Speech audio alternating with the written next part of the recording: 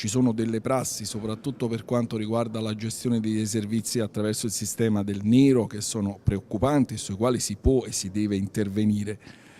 L'altro, per fortuna, credo che sia meno una prassi, quello di chiedere, diciamo, una tangente per scavallare le liste d'attesa. Era stato il primo, ascoltando le parole del medico padovano registrate dalle telecamere nascoste, a definire concussione la richiesta di 2.000 euro per saltare le liste d'attesa. Il presidente dell'Autorità Nazionale Anticorruzione arriva a Padova all'indomani dello scandalo Bustarelli in corsie e pagamenti in nero che ha travolto 2 medici padovani dell'azienda ospedaliera, rispettivamente il ginecologo Pietro Litta e la dottoressa Alessandra Andriani, responsabili del centro di procreazione assistita.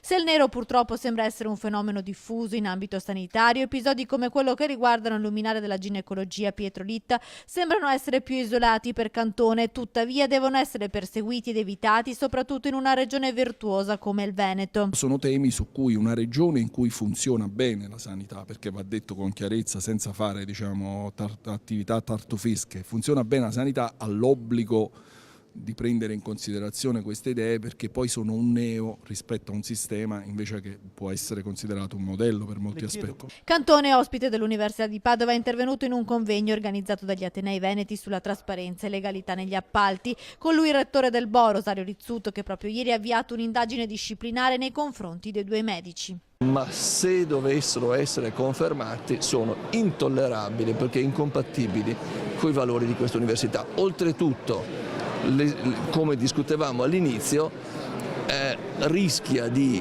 danneggiare l'immagine di centinaia di colleghi che lavorano con grande bravura e comportamento inattaccabile.